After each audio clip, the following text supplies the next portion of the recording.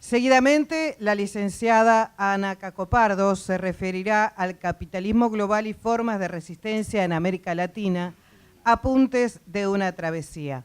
Modera el compañero Eduardo Negro, quien toma la palabra. Capitalismo global y forma de resistencia en América Latina, apuntes de una travesía. La compañera nos va a dar todo lo que sabe en el tiempo que nos sea posible. Luego, si es necesario, le haremos las preguntas pertinentes. Espero que, además de todo esto, lo disfrutemos, como hemos hecho en la jornada de hoy. Muchas gracias, compañera. Bueno, muchas gracias. Qué bueno juntarse y reírse, ¿no? Son como... Porque si perdemos la alegría, estamos perdidos, ¿no? Así que estos son espacios lindos para encontrarse, reconocerse en los otros, para sentirse parte de un colectivo, de manera que no quería dejar de iniciar este intercambio, ¿no? Ya está, aunque parece un poco rimbombante la presentación de estas reflexiones, vamos a quedarnos con la idea de apuntes de una travesía, porque es lo que quiero compartir con ustedes. Apuntes de una travesía que hace ya unos años estoy haciendo por América Latina.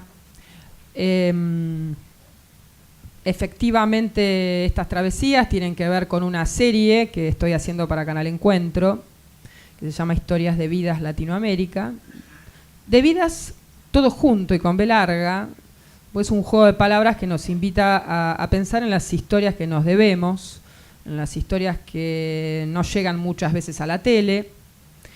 Y América Latina es un laboratorio interesantísimo si queremos encontrar las semillas de lo nuevo, si queremos reencontrarnos con construcciones distintas, con la esperanza de un nuevo orden más justo, que no terminamos de ver, ¿no? Porque en verdad estamos en un momento donde el capitalismo global nos muestra lo peor de su rostro, ¿no? Y pensar este momento del capitalismo implica pensar sus formas de hegemonía, implica pensar las nuevas violencias de este tiempo, pero también implica pensar cuáles son las nuevas formas de resistencia, ¿no? Donde hay alguna cosa, alguna semilla, alguna construcción, donde al menos hay que poner el ojo, porque vemos que ahí hay una simiente. Yo voy a compartir con ustedes 2 o 3 fragmentos de los trabajos que estamos haciendo en Encuentro. Como este es un espacio de formación política, no me parece un dato menor decirles que esta mirada, estas preguntas, las que están inscriptas en cada uno de estos programas y de esta serie, esta mirada a Latinoamérica, vernos en el espejo de Latinoamérica, es posible en la televisión pública, ¿no? Me parece importante y fundamental, ya que pensamos en estos espacios también la calidad de nuestras democracias y pensamos nuestras democracias, que es indisociable pensarlas fuera del sistema de medios, ¿no? Afortunadamente esto es algo que se está discutiendo fuertemente en Argentina. Hemos perdido, me parece, la inocencia en torno a los mensajes que aparecen en la tele, en los diarios. Ya hoy sabemos que se habla siempre desde un lugar y sabemos que cuando nos hablan del periodismo independiente hay por lo menos que hacerse frente a esa aseveración algunas preguntas, ¿no? La televisión pública, el espacio que nos ha propiciado Canal Encuentro y otras experiencias que se han construido en estos años, son para nosotros fundamentales, sobre todo para quienes nos interesa pensar fuera de las lógicas del mercado, ¿no? Fuera de las lógicas de la tele comercial. Y este es un subrayado que también quería compartir con ustedes. Para empezar a poner un poco en contexto el material que quiero compartir, ¿cuánto ha cambiado el mundo, no? Digo, cuando pensamos en el mundo de los 70, ¿no? En el mundo bipolar, en ese mundo donde todavía no había caído el muro de Berlín, donde el enemigo era el comunismo, donde en América Latina la represión se tradujo en feroces dictaduras, no solo de la Argentina, sino ustedes saben, en todo el Cono Sur. Hoy nos encontramos en otro momento, nos encontramos en una instancia donde el capitalismo parece haberse devorado todo, nos encontramos en una etapa con un fuerte predominio del capital financiero, nos encontramos en una etapa donde se está redefiniendo el rol del Estado, donde las corporaciones son hoy muchas veces más poderosas que los estados, donde la producción se ha desterritorializado,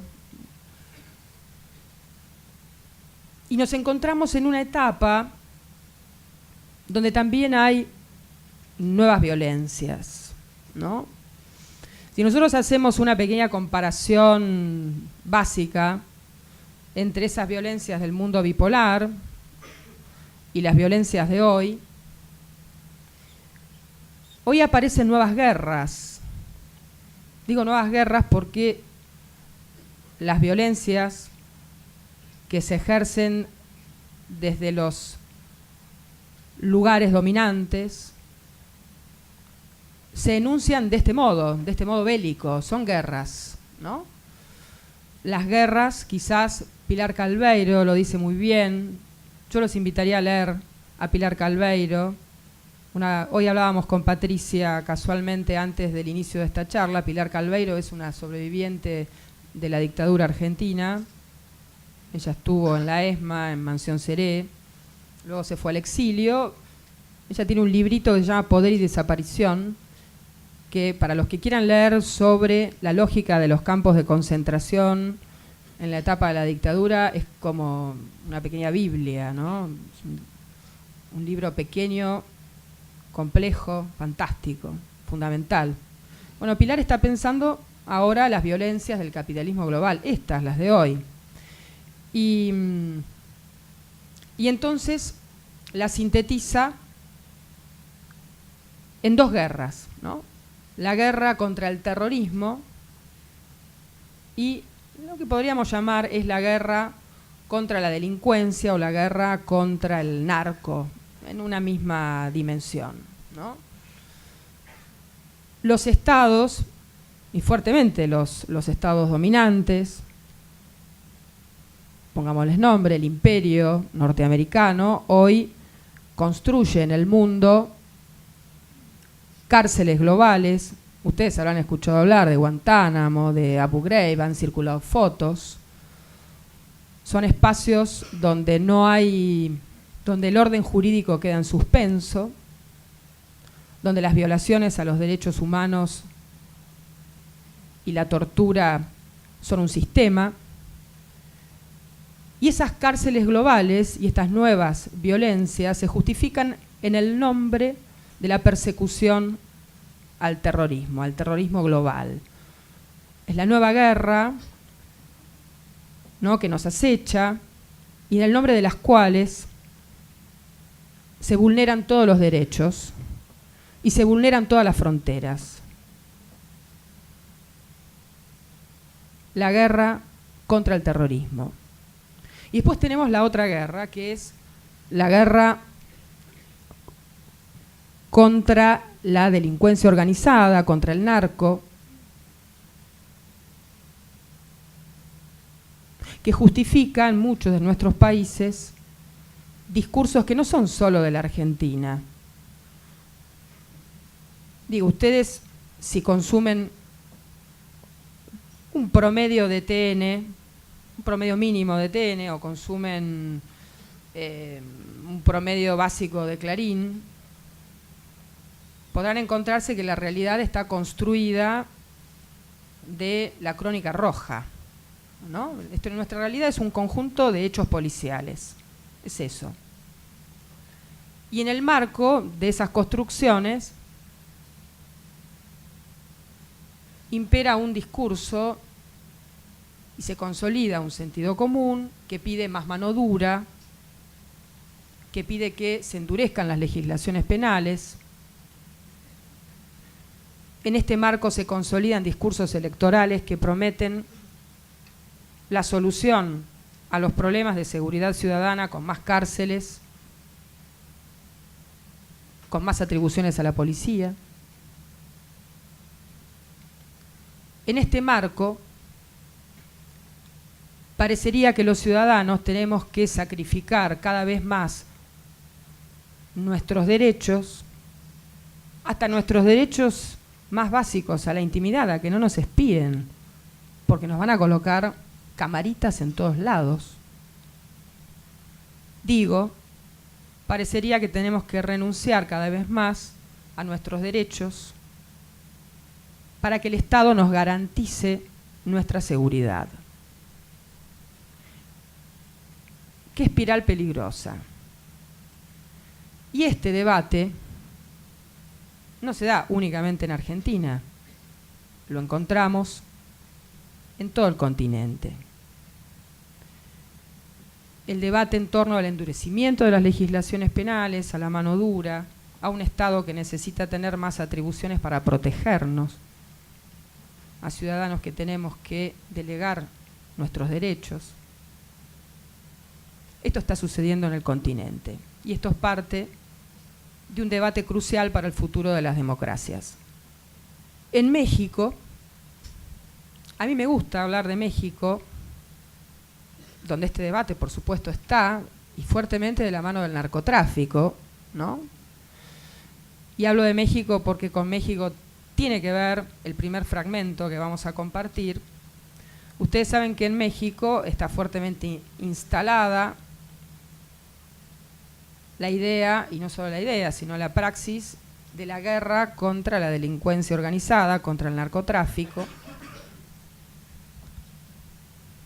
Y en el nombre de ella se han producido 60.000 muertes en apenas 6 años, en el sexenio de Felipe Calderón, el presidente anterior.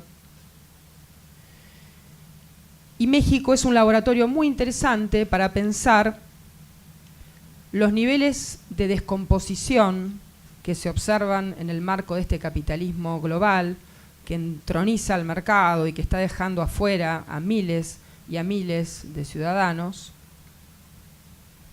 Y también es un laboratorio muy interesante para pensar frente a ese capitalismo global, ¿qué pasa? ¿Qué reacciones? ¿Qué construcciones? ¿Qué pasa al pie? ¿Qué pasa en la sociedad civil? ¿Qué formas de resistencia a ese capitalismo global se están produciendo? Y cuando digo formas de resistencia a ese capitalismo global, me estoy refiriendo a un Estado que con la justificación de la guerra contra el narco y contra la delincuencia avasalla los derechos de los ciudadanos de un modo brutal. Y me estoy refiriendo también a estas otras formas del capitalismo global, que son por supuesto las de la delincuencia organizada, que encuentran en México y en países como Colombia, pero yo creo que hoy por hoy más fuertemente en México, su expresión más contundente. Porque el nivel de desarrollo que tiene la delincuencia organizada y los carteles de narcotráfico hoy en México implican pensar las formas de funcionamiento del capitalismo global. Les cuento un solo dato. Los carteles más poderosos que manejan no solo el negocio del narco, sino que manejan el tráfico de personas, el tráfico de armas, mueven en México un negocio de 38.000 millones de dólares. Reitero el numerito, 38.000 millones de dólares. Casi la mitad de ese monto, 14.000 millones de dólares, se blanquean, es decir, que vuelven al circuito de la economía legal. Por lo tanto, parajódicamente, este dinero ilegal es vital para la prosperidad económica y la viabilidad económica de México. Fíjense cómo funciona el sistema, ¿no? Y hoy es imposible pensar en México el crimen organizado si no es de la mano de la colusión con el Estado. Y los carteles tienen nóminas de funcionarios políticos y de funcionarios del Estado de todos los niveles que están asociados de distintas maneras a sus negocios. Y este es uno de los rostros del capitalismo global. Porque detrás de estas cifras escalofriantes hay millones de personas expulsadas por la miseria y por la violencia. Y aquí entra el primer fragmento que quiero compartir con ustedes, porque me parece que si hay una expresión de esa contracara de los expulsados, de aquellos cuyas vidas no importan, de aquellos para quienes no hay orden jurídico que cuente, quizás la expresión más brutal sea la de los migrantes. Hoy el capitalismo está expulsando poblaciones de todo el mundo, pero en nuestra América Latina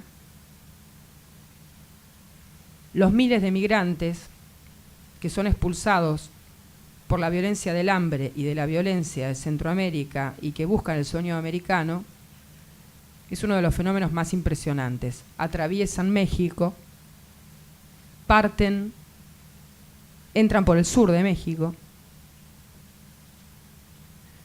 y mientras intentan cruzar México, como son indocumentados, como no son sujetos de derecho, son carne de cañón del crimen organizado. De muchas maneras.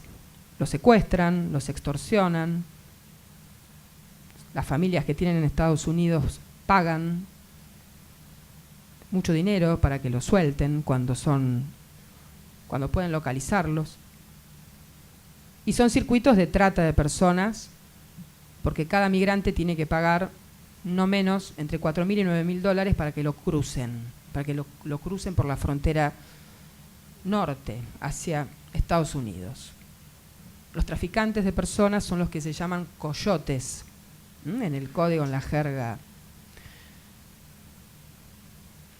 Entonces este es uno de los rostros de nuestra América Latina, pero es uno de los rostros de lo que está generando este capitalismo global con este doble rostro, que es el que me gustaría compartir con ustedes en este fragmento de Historias de Vidas Latinoamérica, donde ustedes se van a encontrar con un cura que se llama Alejandro Solalinde, que tiene un albergue que está al costado de las vías del tren en el sur de México. ¿Y por qué al costado de las vías del tren? Porque los migrantes entran caminando y llegan hasta un tren de carga que se llama La Bestia, así lo llaman. Es un tren que va a baja velocidad y que cruza buena parte de México, y se trepan y hacen parte del recorrido en los techos del tren. La imagen es sobrecogedora. Solalinde está amenazado de muerte por el cartel de los Zetas. Tuvo que estar fuera del país unos años. Volvió a entrar, volvió a su albergue. ¿Por qué? Está amenazado por los Zetas. Porque le está poniendo en la agenda pública lo que está sucediendo con los migrantes y amenaza un negocio, naturalmente, y denuncia la colusión que hay entre los funcionarios del Estado y el cartel y el crimen organizado.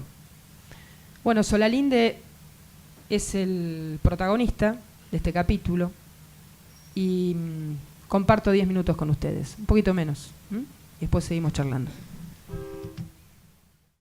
Porque América Latina es esto, son tipos como Alejandro Solalinde. ¿Cuántas construcciones solidarias valientes, corajudas como las de Solalinde hay en el continente, hay en nuestro país, ¿no? De diversa índole? Que pocos están en la tele, que pocos los conocemos. Qué fuerte lo que dice Solalinde. ¿Vieron ese momento donde él dice, yo le pedí perdón a los Zetas? Los Zetas son uno de los carteles más sanguinarios probablemente de México en este momento. Son pibes, son jóvenes. ¿Pero qué nos estará pasando?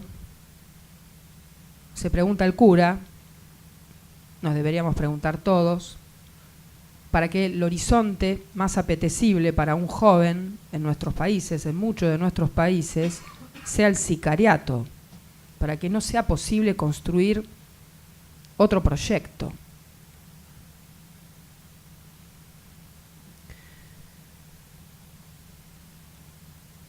Estas preguntas también podríamos hacerlas con algunas diferencias en Argentina, y retomo acá algunas de las preguntas que nos formulábamos en torno a los discursos de mano dura, en torno a los discursos que entronizan las fórmulas represivas, ¿no? ¿Qué pasa?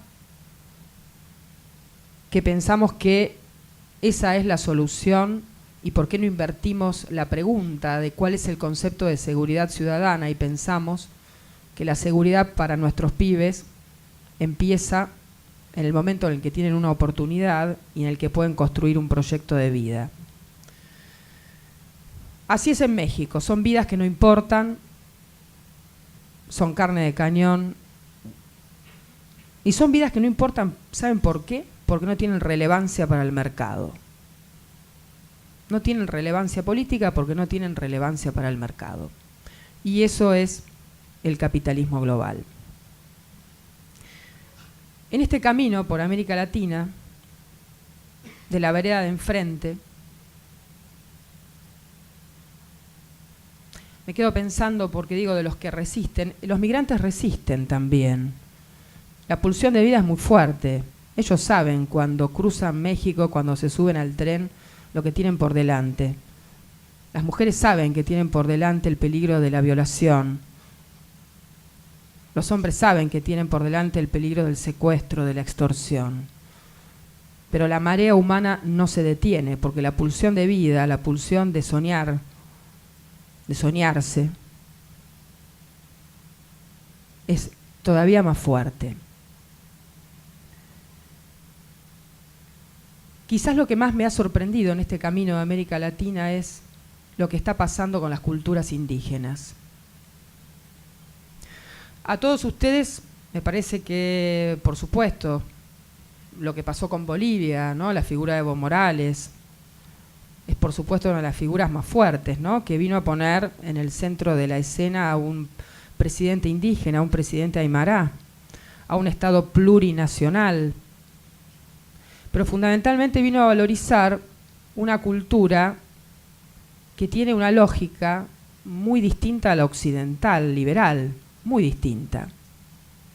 Porque las culturas indígenas son culturas que priorizan el nosotros por sobre el yo. Son culturas que tienen, yo les diría, una tradición de resistencia ancestral.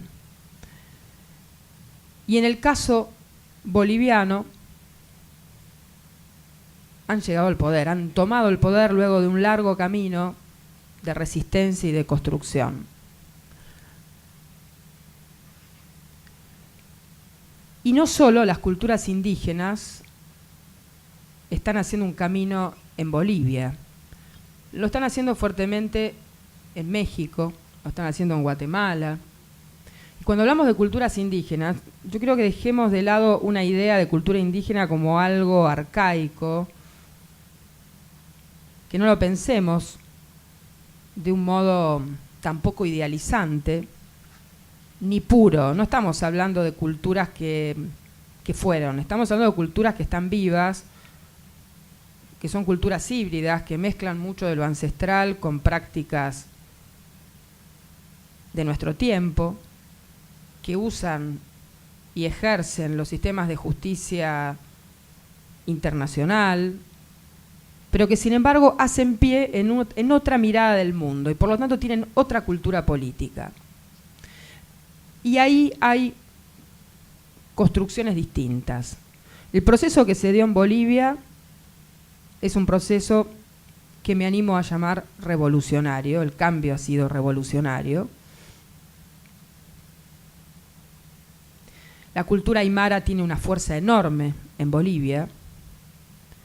Y ahora, en todo caso, el debate en Bolivia es hasta dónde llegarán las transformaciones,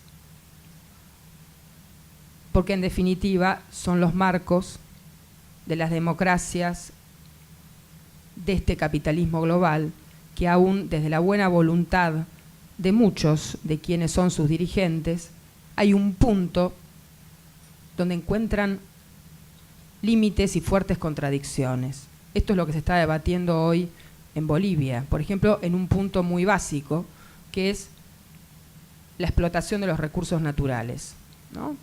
Donde la cultura indígena tiene una mirada respecto al territorio. El territorio no, en la mirada indígena no es algo que el hombre viene a dominar. El territorio en la mirada indígena es parte de su propia identidad. Es como pensar un cuerpo, ¿no? El territorio es parte de nuestro cuerpo. Y entonces si amputamos una mano, un pie, un dedo, una oreja, se pierde la armonía.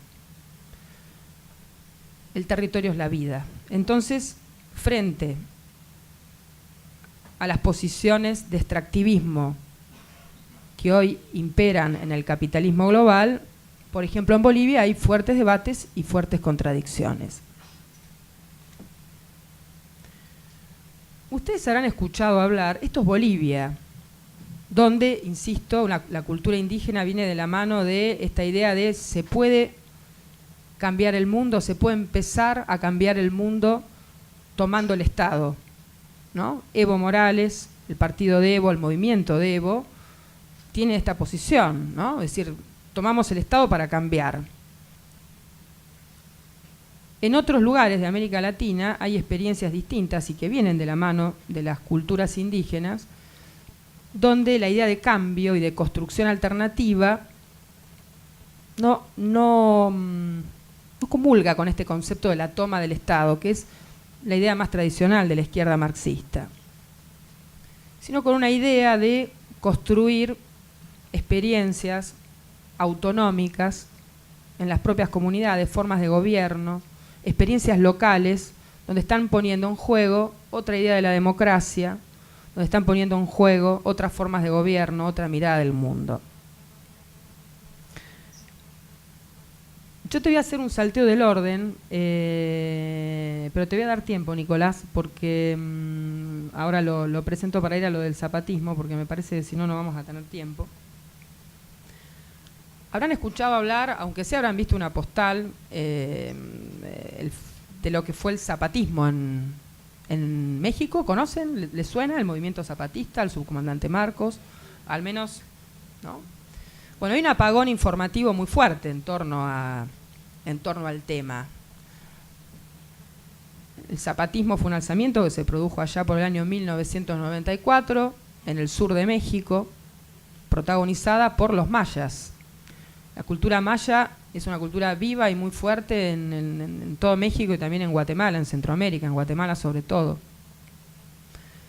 Y el zapatismo viene a construir o viene a representar otra concepción del mundo posible, del cambio posible, que no es la de la toma del Estado. Desde el 94 hasta ahora han construido una experiencia en las comunidades autonómicas que es una experiencia de democracia directa muy singular en el mundo. En torno a ella hay un apagón informativo feroz, al punto que creo que muchos piensan que la experiencia zapatista está muerta o ya no existe. Sin embargo, ahí están construyendo una experiencia que ya están protagonizando las nuevas generaciones. Lo que vamos a ver ahora es un pequeño fragmento de una visita que hicimos a las comunidades autonómicas zapatistas. Estuvimos en un caracol. Un caracol es el modo en que ellos designan a las sedes de las juntas de gobierno. Bueno, veámoslo. Esta es una experiencia que hoy transcurre en nuestro continente, aunque poco sepamos de ella. Bueno, esto es compartir con ustedes cosas que pasan en nuestro continente. No es que tengamos que ponernos el pasamontañas y convertirnos en zapatistas, pero digo, claramente sí es abrir los ojos a búsquedas, ¿no? A búsquedas de construir otras formas, de pensar otras maneras, donde aquí hay un concepto de democracia completamente cruzado con una mirada ancestral indígena, ¿no? En el caso de los zapatistas, con una posición muy fuerte, que es una posición autonómica. ¿Con esto qué quiero decir? Que hoy no tienen relación con el Estado. Hubo, a ver, si nos ubicamos históricamente, en el 94 fueron 4 o 5 semanas de conflicto armado, luego hubo un diálogo de paz, hubo un compromiso del Estado en el marco de esos diálogos de paz de incorporar a la Constitución una serie de normativas que les reconocían a los pueblos indígenas una cantidad de derechos. El Estado no cumplió con lo acordado en los diálogos de paz, el diálogo se rompió, pero la fuerte solidaridad internacional y la fuerte solidaridad que encontró el zapatismo dentro de México, yo les diría que fue el gran escudo que los protegió. Y lo que sucede y lo que sigue sucediendo es que en todos estos años los zapatistas han construido su autonomía. Y esto implica no solo un sistema autonómico de gobierno, sino pensar la salud, pensar la educación, ¿no? Es muy interesante ver esta experiencia. Pero yo les diría que lo más interesante de todo es que ellos han vencido el miedo, ¿no? Quizás porque los niveles de exclusión y de violencia que padecían no les ofrecían alternativa, y han echado a andar este camino. Una experiencia, insisto, radical, autonómica, pero si ustedes ven en otros lugares, en otras construcciones que tienen otros niveles de diálogo y de puentes con el gobierno, pero que son muy poderosas. Y acá vamos a Guatemala. Guatemala ha sido un país arrasado por la violencia represiva de los años 70 y 80. En Guatemala se produjo un genocidio étnico. Quiero decir, las dictaduras guatemaltecas, en el marco de 36 años de conflicto armado, las sucesivas dictaduras asesinaron a 300.000 indígenas.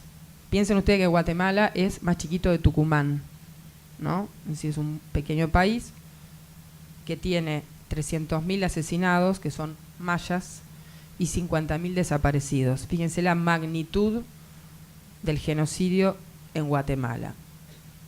Y uno diría, luego de este genocidio, ¿qué pasa con las culturas indígenas? Son culturas arrasadas. ¿Qué quedó ahí? ¿Qué pasa?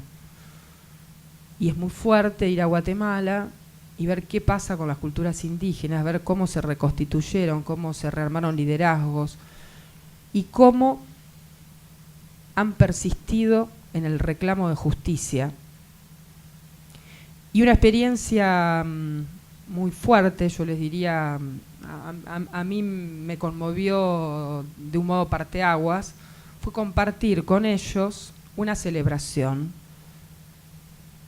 Porque luego de una demanda de más de 3 décadas, una comunidad indígena, maya, en el interior de Guatemala, había logrado que la Comisión Interamericana de Derechos Humanos condenara al Estado de Guatemala por genocidio, en particular por una masacre que se había perpetrado en esa comunidad. Y fíjense de qué modo, invocando a sus muertos, en una madrugada, la comunidad maya celebró esta sentencia de la CID. También en Guatemala se produjeron apropiaciones, ¿no? Él hablaba, los patrulleros eran colaboradores civiles de las Fuerzas Armadas. Y bueno, a él se lo llevaron y a su hermana a unos patrulleros. La madre tuvo razón, los colocó en el lugar adecuado para salvarlos.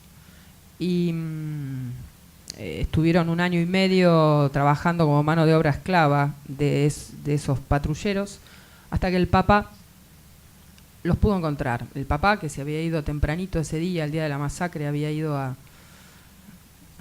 buscar leña, luego los buscó, los encontró, y estaba ahí, era parte de la celebración, ¿no? ¿Por qué quería compartir esto con ustedes? Porque la violencia fue tan brutal en Guatemala que uno puede suponer cómo se reconstruye esto. Los arrasaron. Y sin embargo, los caminos de la resistencia, ¿no? Cómo se fueron tejiendo para que 30 años después estuvieran celebrando una sentencia y haciéndolo a la usanza maya, porque se encendió una vela por cada muerto, porque los muertos estaban ahí. Y esto se entiende y se explica únicamente desde la fuerza ancestral que tiene la cultura indígena. No solo en la resistencia, sino también en la construcción de modelos distintos a los que, insisto, hay que mirar. No propongo esto desde una mirada idealizante de lo indígena, sino porque hay ahí lógicas completamente distintas y hay experiencias locales muy valiosas para observar y que chocan fuertemente con las lógicas del sistema neoliberal. Fuertemente, ¿no? Y eso nos lleva también a pensar qué lecturas hacemos de la conflictividad que se están produciendo con los pueblos indígenas en toda América Latina, ¿no?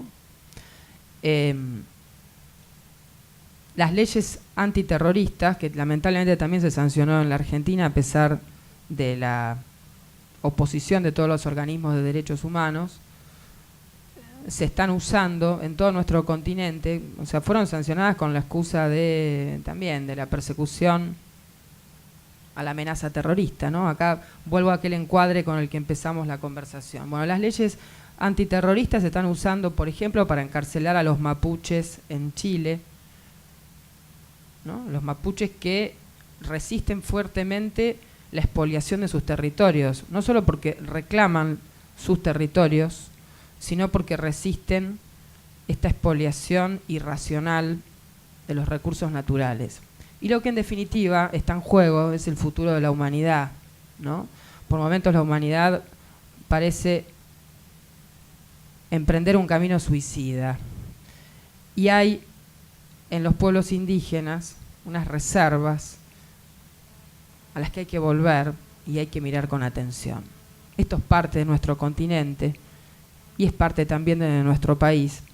Aunque el exterminio en Argentina fue más eficaz, hay que mirar también qué quiere decir lo que está pasando con los pueblos com, qué quiere decir lo que está pasando con los mapuches, ¿no? Esto es parte de una mirada que,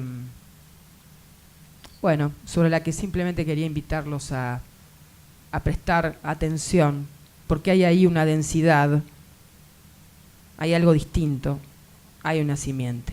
Así lo sentí yo y por eso quería compartirlo con ustedes. Bueno, si les parece...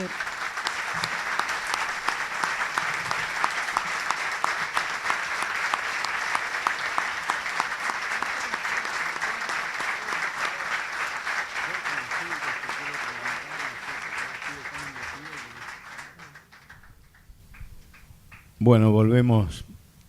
Esta voz, estos silencios han sido muy elocuentes. Lo que yo le quiero decir es que quien quiera preguntar algo, aprovechemos la oportunidad. Hemos quedado todos muy conmovidos, ¿no? Una voz y un montón de silencios.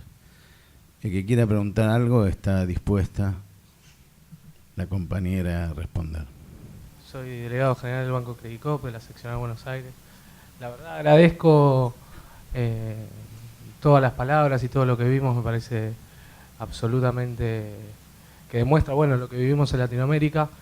Por ahí una pregunta que tiene que ver y a ver si coincidimos en la respuesta, que tiene que ver cómo todas estas formas de dominación también atacan al movimiento obrero y la incidencia que tiene dentro del movimiento obrero. Acá se hacía mención de lo que son la supuesta lucha contra el narcotráfico, y me parece interesante ver cómo Estados Unidos, sobre todo, y el imperio, se inserta dentro de Latinoamérica y el Caribe a través de la Cuarta Flota, de todo lo que son las bases militares en Estados Unidos y sobre todo la política migratoria que tiene Estados Unidos. Hemos visto como el Premio Nobel de la Paz del año 2009, que es el presidente de Estados Unidos, todavía no ha resuelto eso, y eso tiene una lógica de beneficiar a los grandes capitales. Obviamente todos los migrantes de toda Latinoamérica que llegan a Estados Unidos lo hacen sin papeles, y eso les permite a las grandes empresas tener mano de obra barata. Por otro lado, esto es principalmente, creo que es algo con lo que tenemos que luchar y lo que tenemos que denunciar. Y por otro lado, me parece que lo que enfrenta la cultura indígena es que no se ha dejado intervenir por la cultura de este sistema, por la cultura de lo particular, de lo personal, de pensar en uno y no pensar en el todos o en el nosotros. Y justamente la cultura indígena es la principal lucha que hoy tiene el imperio sobre Latinoamérica, y que también hace una incidencia muy importante hacia el movimiento obrero. El proceso boliviano, sobre todo, el proceso venezolano y el ecuatoriano han tenido la capacidad de llegar hasta los lugares más altos del cambio, por lo menos posibles hoy. Han tenido la posibilidad de llegar a asambleas constituyentes, han instalado procesos y terminologías que no existían, como el vivir bien, y eso, bueno, nos permite y nos tiene que permitir a los trabajadores avanzar sobre esto y entender que la cultura que nosotros recibimos por parte de este sistema, creo que como trabajadores lo más importante es que justamente no nos dejemos avanzar por esa cultura, por lo personal, y justamente nos reconozcamos todos como trabajadores en lucha, y con la idea de mejorar el proceso que vivimos. Por ahí la pregunta tiene que ver cuál es la perspectiva frente hacia los trabajadores en todo este proceso latinoamericano que se ha dado en los últimos años. Primero, haciendo un análisis de todo lo que se charló acá, vimos en primer momento cómo exponías vos en relación al sistema, cómo utiliza y maneja nuestros miedos para sacarnos libertad y así manipular nuestras decisiones y que no podamos hacer lo que nosotros queremos o muchas veces lo que sentimos y entregar nuestra libertad a cambio de eso. Esto es una visión muy hobbesiana, digamos, de lo que significa el Estado. Entregarle todas nuestras libertades con tal de que nos brinde seguridad. Y muchas veces ese es el negocio con el que tratan de manipularnos. El de hacernos sentirnos inseguros con nosotros mismos, con lo que somos capaces de hacer. En la República Argentina muchas veces se vendía, en la época de la dictadura, que los productos argentinos no eran buenos, que había que comprar cosas de afuera, que no somos capaces, que no podemos. Y esto nos pasa en nuestras vidas en un montón de aspectos. Nos muestra realidades que no tienen nada que ver con nuestra realidad, y eso muchas veces genera una desesperación o motivaciones falsas para conseguir cosas que la verdad no necesitamos. Y justamente lo que veíamos en los videos es gente que perdió ese miedo o que quizás nunca lo tuvo, por ejemplo, o otras lógicas, y que los enfrentó los llevó a enfrentar el sistema de una forma que nosotros, de nuestra sociedad, hoy no nos imaginamos. Sin embargo, eso a nosotros nos tiene que alentar para poder enfrentar estos desafíos y tomar conciencia, como decía Sergio cuando también arrancó la jornada, de que no hay que permitir ni una injusticia. Combatiendo las injusticias más chicas, se combaten las más grandes también. En ese sentido, nos preguntamos todos si generalmente se nota como que está habiendo una perspectiva de cambio latinoamericano. Ya se vio a lo largo de mucho tiempo que siempre que hubo un gobierno populares, lo siguieron dictaduras, que los sueños se terminaban en masacres. Sin embargo, todos vimos en Latinoamérica que, como pasó con Chávez, hubo una resistencia, como que se quebró la historia, no pudieron imponer su ideología en los distintos países y nosotros sobrevivimos a la década de los 90 y nos estamos encontrando nuevamente con otra realidad que no tenemos que desaprovechar. En ese sentido, ¿cuáles son las perspectivas de acá al futuro y si se percibe esa ruptura en la historia y se perciben también otros nuevos horizontes?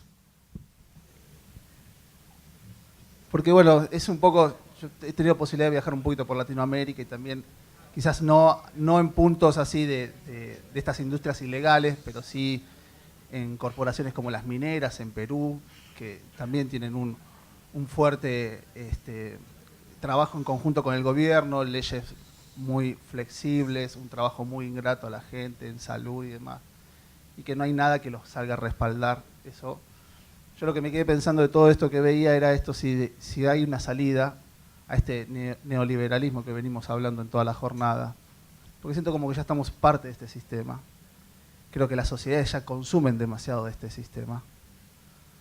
En China, casi toda la ropa que uno consume, que la venden las grandes marcas, la gente que hace esa tarea, eso se ve en Europa, y todo lo que uno ve es chino, aunque sea de calidad, pero la forma de trabajo donde viene eso, viene de las condiciones muy precarias, muy precarias.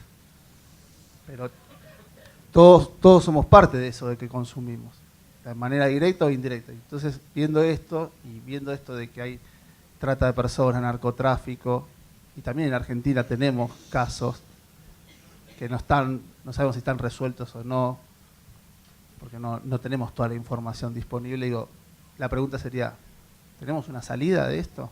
¿O tenemos que empezar a pensar en que vamos a convivir con esto? Ese es un poco vos que has estado y has caminado mucho más y estás más en este tema. Yo soy Guillermina de la seccional Santa Fe, pertenezco a la Comisión Gremial Interna del Banco de Santa Fe. Y retomando lo que, si hay una salida o no, planteando ya desde nuestro sindicato, que voy a tocar probablemente un tema muy álgido, que es el impuesto a las ganancias. Todos sabemos que el salario no es ganancia, nosotros le generamos ganancias a los bancos y los bancos tienen que pagar ganancias. Pero también sabemos que es un impuesto que al Estado Nacional recauda y sirve para la redistribución de las riquezas. Entonces, ahí, volviendo a dónde es la salida, nosotros nacimos en este capitalismo. Y la realidad es que yo me pregunto, naciendo en este capitalismo y como trabajadora y como trabajadoras todos, ¿seríamos capaces de decir, hoy trabajo para el Estado? Dedicar un día en el que el trabajador, toda la ganancia sea para el Estado. Entonces, siento una hipocresía por parte, básicamente era retomándolo de él y llevándolo a nuestro sindicato, que es un reclamo justo, pero se generan estas controversias en las que vemos comunidades que viven ajenas al capitalismo y sobreviven y subsisten y no se quedan atrás, pero nosotros no, estamos atados al sistema, nacimos en el sistema. A mí me gusta tomar la lectura que hizo, ¿cómo es tu nombre? Manuel. Manuel hablaba del miedo. A mí me parece que el gran tema en la época que nos toca vivir es que nos meten miedo por todos los costados. Y el miedo es una manera de paralizarnos y es una manera de que nos resignemos, ¿no? Y el miedo no solamente tiene que ver con esta lectura más básica vinculada a la seguridad ciudadana, a lo que puede pasar si salís a la calle a tal hora, nada. O sea, ojo, esto no quiere decir negar lo que también sucede, sí, hay violencias que nos atraviesan, que son hijas de impunidades y de exclusiones. Sería una larga discusión. Pero lo que creo que está en el centro, y se ha escrito mucho sobre eso, lean a Bauman, son bárbaros los libros de miedo líquido, si van a cualquier librería los van a conseguir, es un filósofo de nuestra época fantástica, para entender esta idea del miedo que se nos inocula desde distintos lugares es como una suerte de incertidumbre. Vivimos en una época plagada de miedos. Miedo porque podemos perder el laburo, miedo por una catástrofe natural, miedo porque nos piden afanar, miedo. Y el miedo, insisto, paraliza, y el miedo nos invita a la resignación. Lo que yo quería compartir con ustedes de estas experiencias que vimos, justamente, quizás con una idea central. La moraleja de todas ellas es que ninguno de estos grupos, ni los guatemaltecos, ni los chiapanecos del sur de México, se rindieron frente al miedo, ni sintieron que había que resignarse a un destino de exclusión y de injusticia. Y encontraron su camino, ¿no? Encontraron su camino. Y la verdad es que los caminos, no sé cuáles son muy únicos, son hijos de la experiencia también, de las culturas políticas de cada uno de nuestros países. Sin duda que las salidas o las alternativas que podamos construir en la Argentina no son las mismas que las mexicanas, que las guatemaltecas, que las chilenas, ¿no? También podemos vernos en el espejo de Chile o en el espejo de Guatemala y sentir orgullo por los caminos de justicia que se han transitado en la Argentina. No es lo más común. Entonces, digo, las fórmulas y las perspectivas son muy singulares y muy propias, pero no van a ser posibles si tenemos miedo, ¿no? Entonces digo, el primer punto es sentir que no tenemos que perder la capacidad de indignarnos, que no tenemos que perder la capacidad de que el dolor de los otros nos duela, y que es muy difícil encontrar respuestas certeras a las preguntas que ustedes hacían. ¿Cuáles son las perspectivas? Yo creo que las perspectivas son las que seamos capaces de construir, que esta es una alternativa, que estar acá pensando juntos es una alternativa, que no estar solos es una alternativa. No se va a construir ninguna desde el miedo. Y parte de la construcción de esta alternativa es que seamos personas conscientes, capaces de interrogarnos y de interpelarnos frente a los discursos que escuchamos, frente a los debates que están instalados en la opinión pública. Entonces ustedes se están formando políticamente y parte de esa formación es abrir las ventanas de otras experiencias, ¿no? Hay un montón de ventanitas y hay cosas para leer y cosas para ver, ¿no? Y forman parte de este camino. Yo, sinceramente, vos me preguntabas cuál es mi mirada. Siento que las cosas que pude haber visto en América Latina, que pienso que es un continente afortunado, yo creo que América Latina es el territorio de la esperanza, lo siento de corazón, pero siento que son experiencias que muchas veces las veo todavía en el ámbito de lo local, ¿no? Veo pequeñas experiencias que todavía no logran articularse, que no tienen escala nacional, y veo, si lo pensamos a nivel continental, que creo que hemos vivido unos años y estamos viviendo unos años históricos para el continente, que también lo que se está poniendo a prueba es la capacidad de cambio que tienen estas democracias que han construido en América Latina horizontes dentro de las posibilidades que nos ofrece el capitalismo, han puesto en marcha proyectos más igualitarios. ¿Cuáles son los límites de ese proyecto? ¿Cuáles son las contradicciones? Bueno, lo estamos viendo, lo vemos en nuestro país completamente todo el tiempo. Son las contradicciones que hoy están también en Bolivia, las que se producen en Ecuador, ¿no? Ninguna de las experiencias, hablamos del capitalismo global, son experiencias que se desarrollan en este contexto. Entonces, encontrarle las grietas es un camino de enorme creatividad y no sé cuál es el final. De lo que estoy segura es que hay que hacer el camino y que hay que buscar y que hay que encontrar esas grietas que están y que hay muchas experiencias que se están produciendo en nuestro continente.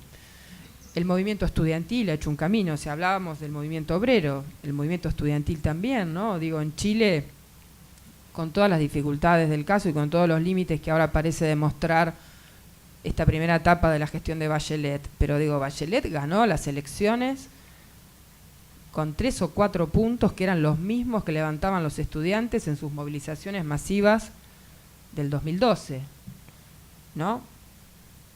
Bueno, en el caso de, veamos México, el movimiento estudiantil también tuvo ahí una presencia muy importante, hubo un movimiento que se llamó el 132, que se armó fuertemente para denunciar a Televisa, que es la televisora dominante en México, como el grupo Clarín por 4, ¿no? Muy poderoso en México, y que además fue la televisora que instaló al actual presidente, lo instaló y ganó las elecciones, ¿no? Es el actual presidente, nombre del PRI.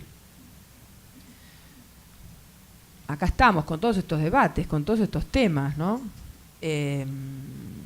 Entonces, bueno, los caminos hay que ir buscándolos, ¿no? Pero sin duda que acá los están andando ustedes, ¿no? Esto es parte.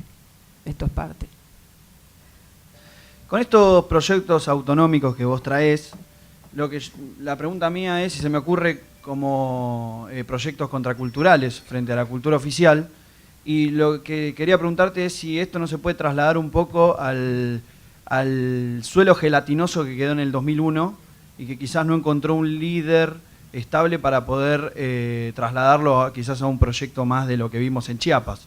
Pero quiero decir, si desde ahí, desde el 2001 para en la situación actual, no se gestó un nuevo discurso en lo que es la clase obrera frente a lo que es la hegemonía o la hegemonía que dominaba en ese momento.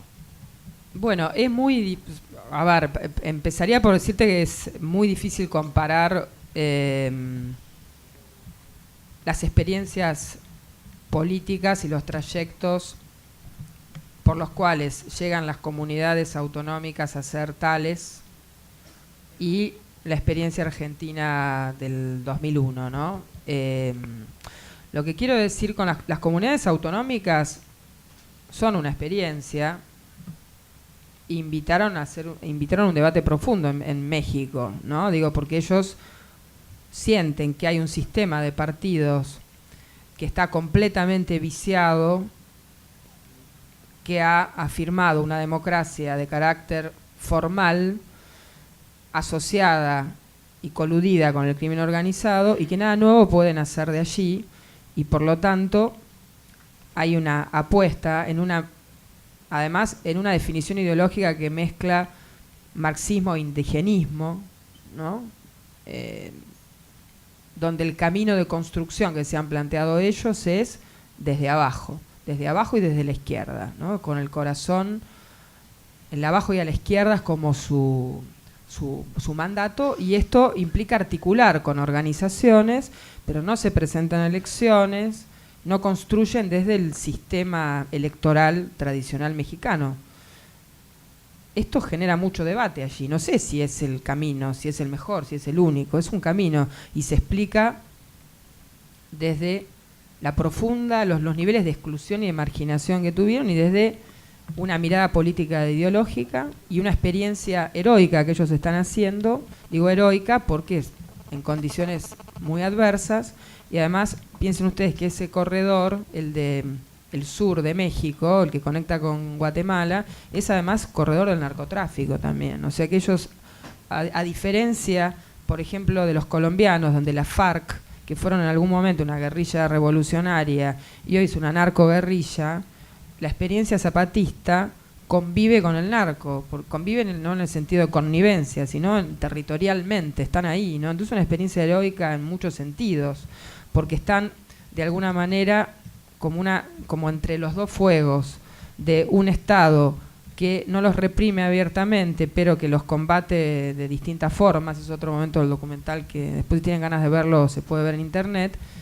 y al mismo tiempo estas expresiones de la delincuencia organizada que engendra el capitalismo global y que son funcionales a ese capitalismo global. Entonces, lo que pasó en Argentina nos invita a un debate muy, muy profundo, pero bueno, también expresa una crisis de representatividad. Habría que pensar asuntos muy complejos para el tiempo que tenemos, ¿no? Es muy difícil de comparar.